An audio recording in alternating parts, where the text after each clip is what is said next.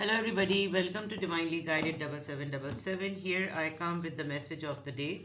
तो let's see कि आपके लिए क्या मैसेज है, किस एनर्जी में है, किस तरह का है। ये एक शॉर्ट वीडियो होगी। अगर आपने मॉर्निंग में देखी आपके लिए गाइडेंस है, और अगर आपने एंड ऑफ द डे देखी तो ये आपके लिए डे रिफ्लेक्शन होगा। ओके, एस ऑफ वॉन्ड्स आया है, पहले ही कार्ड फ्लिप होके आ गया है। Message of the day. Unnecessarily आपने सारे मैसेजेस को अपने ऊपर इम्पोज नहीं करना है। मैसेज ऑफ द डे वैसे ओपन होता है, कुछ बात आपसे रेजोनेट करेगी, कुछ बिल्कुल भी रेजोनेट नहीं करेगी, तो keep an open mind. 9 of wands, alright. कोई आप पर गिव अप नहीं कर रहा, या आप किसी प्रपोजल को लेकर गिव अप नहीं कर रहे हैं। आप किसी पर्सन को लटका हुआ है मामला। Pisces, Aries, Leo, Sagittarius and bottom of the deck पे किंग ऑफ सोर्ड्स। और राइट, आपके फादर अगर हयात है तो आपके फादर के साथ, बड़े भाई के साथ, या फिर किसी मैस्कुलिन एनर्जी में आपके पार्टनर भी हो सकते हैं। आप किसी बात को बहुत ही ज़्यादा होल्ड करके, ज़िद आ गई है, अगर मैं आसान लफ्ज़ों में कहूँ, आप किसी चीज़ पर ज़िद पर अड़े हुए हैं। आप टस से मस नहीं होना चाह रहे। आपको लग रहा है कि ये चीज़ फिक्स है, फाइनल है, और ये इसी तरीके से होनी चाहिए। Because this is not fair, this is not right, this is not correct. आपकी लॉजिक है, आपके पास लॉजिक है, आपके पास क्लैरिटी है, आप तमाम चीज़ों में बिल्कुल उसी तरीके से चल रहे हैं जैसे चलना चाहिए है। So this is something with the king of swords. ये अगर ये आपकी एनर्जी है तो आप बिल्कुल फर्म हुए हुए हैं, लॉजिक को अपनी प्रूव करेंगे, क्लैरिटी दिखाएंगे। आपको लगेगा बस ये मेरा फाइनल डिसीजन है, इसके बाद कोई और बात नहीं होगी। और अगर आप किसी के साथ डील कर रहे हैं तो कोई पर्सन है जो आपको अपने डिसीजन को आपके ऊपर इम्पोज करेगा। यस, बड़ी मुश्किल से आपने फैसला बनाया है, अब आप एक फियर में हैं। एक तो आप बहुत खामोश हुए हुए थे, तमाम चीज़ों को बड़ा ही ऑब्जर्व कर रहे थे, लेकिन काफ़ी अरसे बाद आपको एक डिवाइन टाइमिंग के थ्रू, जैसे होता है ना कि इंसान बहुत सारे मामला अल्लाह पर छोड़ देता है, फिर उसके बाद उसको कुछ ना कुछ अल्लाह ताला की तरफ से एक इंडिकेशन मिलता है, कोई साइन मिलता है कि भाई तुम इस चीज़ को इस तरह से करो, इस तरह से ना करो। एंड देन फाइनली जब भी आप इस बात का डिसीजन लेने लगते थे तो आपको बहुत ज़्यादा कन्फ्यूजन हो रही होती थी कि यार मैं कैसे मूव फॉरवर्ड करूँ। मैं इस तरफ जाऊं तो ये चीज़ छूट जाएगी, मैं इस तरफ जाऊं तो ये चीज़ छूट जाएगी। क्रॉस रोड होने का मतलब यही होता है। बट फाइनली आपको पता नहीं एक जिद सी चढ़ गई है कि नाउ अगर मैंने फैसला नहीं भी किया तो भी मैं उस पर कायम हूँ, मैंने नहीं ढिठाई, मैंने ढिठाई दिखानी है। और अगर मैंने फैसला कर लिया है तो भी मैं इस पर कायम हूँ। तो आप थोड़ा सा स्टबन एक्ट करेंगे आज।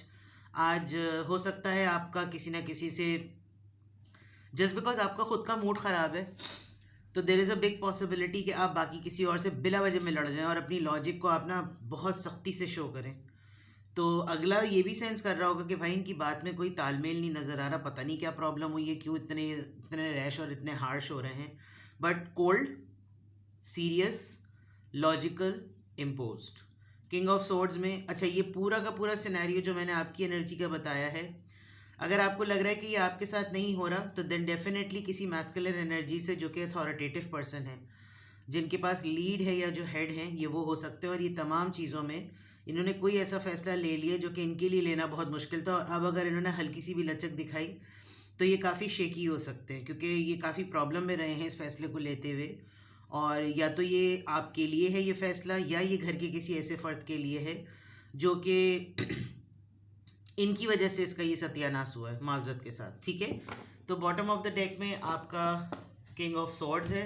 Now coming back to here, जो यहाँ पर आपके मैसेजेस आ रहे हैं उसमें आप किसी प्रपोजल को लेकर अटके हुए हैं, किसी बात को, किसी ऑफ़र को, किसी आइडिया को लेकर अटके हुए हैं, और आप इस पर गिव अप नहीं करना चाहते। हो सकता है घर में बहुत सारे प्रपोजल्स आए हुए हों और आपको हो रहा हो कि नहीं, मेरी जो चॉइस होगी मैं उसी पर ही रहूं।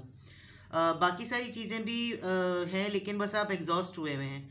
आपको लग रहा है कि नहीं, मैंने इस बात को, इस चीज़ को अपने हाथ से नहीं जाने देना। और इस चीज़ को होल्ड करके रखने में, यानी इस प्रपोज़ल को, इस ऑफ़र को, इस इंसान को, या ये ख़ुद आप कोई अपनी कोई चॉइस है, जब तक आपने इसको टाइटली होल्ड किया हुआ है, आपने बहुत कुछ रियलाइज़ किया है उन तमाम लोगों का, कि आपको एक तरीके से ये भी अंदाज़ा हो रहा है कि ये चीज़ होने से ना बहुत सारे लोगों का चेहरा खुल गया। इस चीज़ के होने से बहुत सारे लोगों की असलियत जो है ना वो खुल गई। मुझे अंदाज़ा हो गया कि लोग जो हैं वो मेरे इस पॉज मोमेंट पर, जब तक मैंने कोई डिसीजन नहीं लिया, जब तक मैंने कोई एक्शन नहीं लिया तो मुझे लोगों के बड़े ट्रू कलर्स जो है ना वो नज़र आ गए। तो आज की आपकी एनर्जी में बिल्कुल क्लियर नज़र आ रहा है कि आप एक तो यहाँ पर आपका स्टबन एक्ट नज़र आ रहा है, फिर यहाँ पर आप किसी प्रपोजल को लेकर आप पुश कर रहे हैं, किसी फोर्स को अप्लाई कर रहे हैं कि ये ऑफ़र आपकी तरफ आ जाए। ये एक कोई अपॉर्चुनिटी है, कोई जॉब हंट होगा, कोई करियर हंट होगा, कोई इंटरव्यू हंट होगा, कोई प्रपोजल होगा। आप इस पर गिव अप नहीं करना, आप अपना लास्ट से लास्ट अटैम्प्ट भी ना ट्राई करना चाह रहे हैं, ठीक है। तो यहाँ पर ये नज़र आ गया। यहाँ से देख लेते हैं किसका इन्फ्लुएंस आ रहा है। Let's see.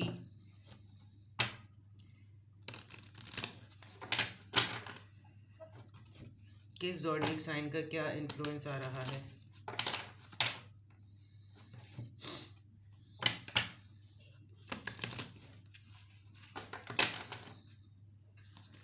किस ज़ोडिएक साइन का क्या इन्फ्लुएंस आ रहा है।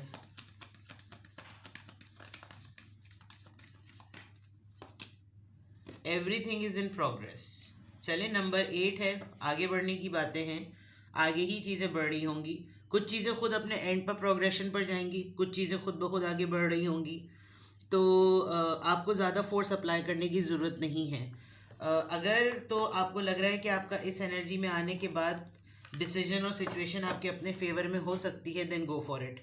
बिकॉज यहाँ पर नंबर 8 आया है, हो सकता है बाय 8 ऑफ February या बाय 8 days या 8 वीक्स। 8 वीक्स मेक्स अराउंड 2 महीने, that means by mid of March कोई ऐसी चीज़ होगी जो कि थोड़ा सा अकल ठिकाने वाली हो जाएगी और आपको खुद भी अंदाज़ा हो जाएगा। Now without any further delay let's see कि आज की क्या एंजल नंबर से क्या अफर्मेशन आ रही है। देखते हैं जनाब, किस एंजल नंबर से क्या अफर्मेशन आ रही है, किस एंजल नंबर से क्या अफर्मेशन आ रही है। 77 ब्रेव, भाई ब्रेवरी दिखानी, और आप वैसे भी किंग ऑफ सोर्ड्स की एनर्जी में हैं। It's time to move on, everything is in progress from the old patterns, habits and fears. लोगों को कुछ बोलने से, कुछ कहने से आप डरते थे, तो ये बहुत ओल्ड पैटर्न आपका हो सकता है। रिलीज़ कर लें अपने आप को इस चीज़ से and be brave. Now it is the time to walk in to the direction of the biggest desires and ambitions. ये शायद आपके लिए जो आपने सेलेक्ट किया ना, ये बिल्कुल सही चीज़ है इसका मतलब। Now is the time to be bold and brave.